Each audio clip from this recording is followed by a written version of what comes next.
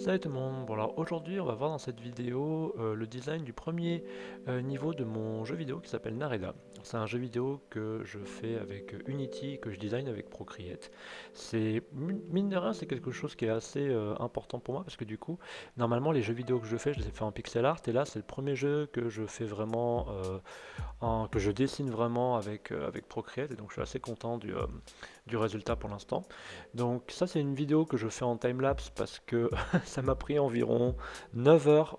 J'ai travaillé environ 9 heures sur cette illustration pour pouvoir la faire et ainsi de suite. Donc du coup, j'ai pas pu filmer évidemment 9 heures de design, malheureusement. Mais bon, j'ai pas utilisé des outils particulièrement nouveaux, hein. J'ai utilisé, en termes de brush, j'ai utilisé le Pencil 6B, j'ai utilisé le Technical Pen pour faire l'ancrage le contour de chaque élément, et après j'ai utilisé le pinceau rond pour pouvoir coloriser. Donc j'ai pas utilisé des nouveaux outils. J'ai utilisé beaucoup l'outil symétrie pour faire notamment le design du sol, mais à part ça, voilà, j'ai pas utilisé grand chose de nouveau. Mine de rien, il y a beaucoup d'éléments dans cette illustration qui sont vraiment, je dirais pas compliqués, mais il y a tellement d'éléments dans cette illustration pour faire un jeu vidéo que du coup ça représente beaucoup de boulot et ça m'a permis en fait de tester un petit peu mes capacités. Parce que souvent quand je fais de l'illustration, je reste sur des choses qui sont assez simples à faire pour moi. Et donc là maintenant j'ai vraiment essayé de pousser ce que je sais faire au maximum. Donc c'est quelque chose dont je suis assez fier, je dois avouer, sur ce projet. Et le fait de pouvoir dessiner mon jeu vidéo directement dans Procreate, pouvoir l'importer ensuite dans Unity et ainsi de suite, c'est vraiment, pour moi, c'est vraiment quelque chose de génial, quoi. C'est quelque chose qui me ramène enfin, vraiment de retour en 2010 où j'ai acheté l'iPad deuxième version. Et c'était ce que je voulais faire à la base, quoi. À la base, en 2010, j'avais acheté un iPad, j'avais acheté un iMac parce que je voulais faire des jeux vidéo déjà à cette époque-là.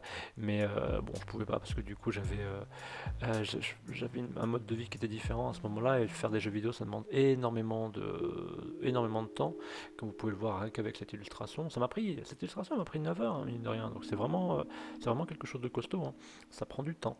Mais c'est quelque chose qui est vraiment intéressant. Donc là, maintenant, je commence à faire la couleur, je commence à poser tous les éléments. Donc à chaque fois, je crée un nouveau calque. Globalement, c'est ce que je fais sur chaque élément. Je crée un nouveau calque de couleur. Je le place en dessous de la ligne, comme ça, je peux commencer à bloquer toutes les couleurs. Et en fait, ce que je fais, c'est que là, je recherche juste des idées de couleurs. Ce que vous voyez, c'est pas des couleurs qui sont définitives, hein, c'est juste des couleurs, ce que j'appelle des couleurs de recherche. Globalement, ça permet de pouvoir donner un petit peu de profondeur et donner une sorte de personnalité à l'élément qui est dessiné, mais sans non plus se dire que ça y est, c'est gravé dans la roche, ça ressemblera à ça et puis c'est tout. Ensuite, je commence à changer la couleur de l'arrière-plan pour voir un petit peu comment les couleurs se répondent ensemble, et changer la couleur d'arrière-plan en général pour ça fonctionne très bien parce que si vous gardez qu'une couleur blanche, ça va un peu influencer la façon dont les couleurs réagissent les unes avec les autres, et donc du coup changer en général l'arrière-plan, c'est quelque chose de très bon. Là ensuite je commence à dessiner des particules de lumière et tout ça qui vont être assez présentes dans le jeu, et je les dessine juste avec le light pen, hein, c'est dans Luminance, et j'utilise le même brush pour les sortes de soleil qui se trouvent à l'arrière-plan. Et ensuite, donc, comme vous pouvez voir, j'ai changé pas mal de choses, j'ai déjà fait évoluer pas mal les couleurs et ainsi de suite, et donc maintenant je crée des nouveaux calques et je dessine par-dessus avec le pencil juste pour rajouter des éléments, voir comment ça rend avant de commencer à détailler chaque nouveau élément potentiel.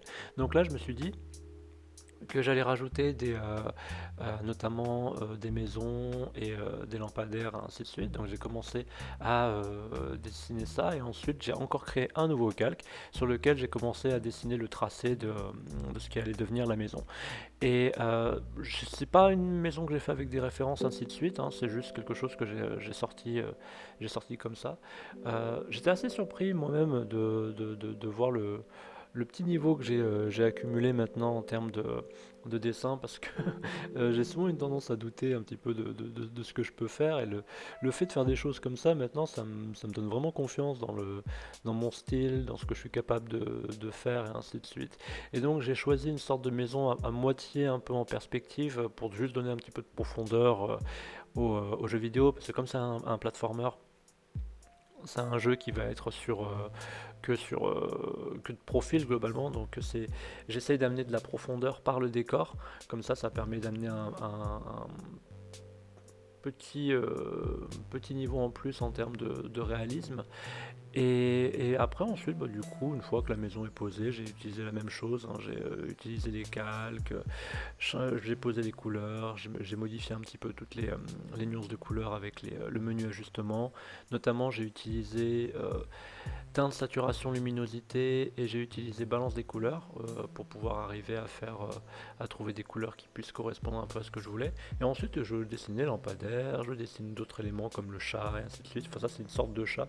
C'est un chat un peu magique qui va être utilisé dans le jeu vidéo régulièrement pour guider le personnage là où il doit aller.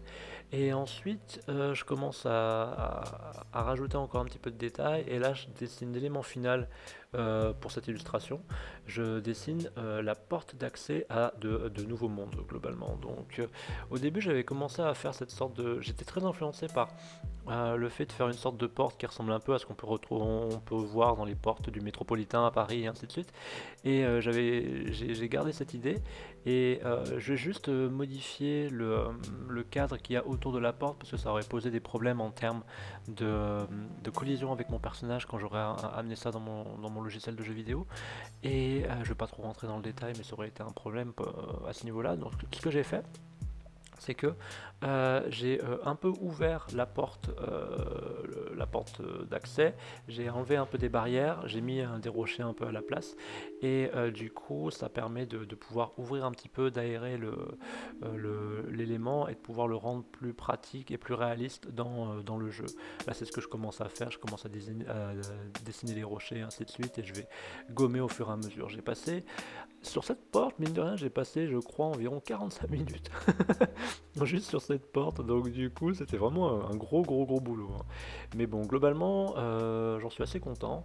Et donc après, j'ai repris les couleurs, j'ai fusionné un peu des calques, j'ai essayé d'arranger tout ça, parce que c'est toujours le problème quand on modifie un élément d'un dessin, hein, c'est que il y a forcément pas mal de choses à réajuster ensuite, ça prend un peu de temps.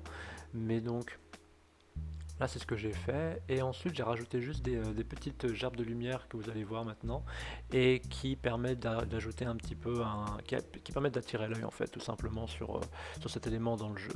Et du coup, voilà, j'ai fait ce petit dessin et j'espère que ça vous a plu. Si c'est le cas, n'hésitez pas à lâcher un pouce bleu et à vous abonner à ma chaîne. Je fais des vidéos régulièrement.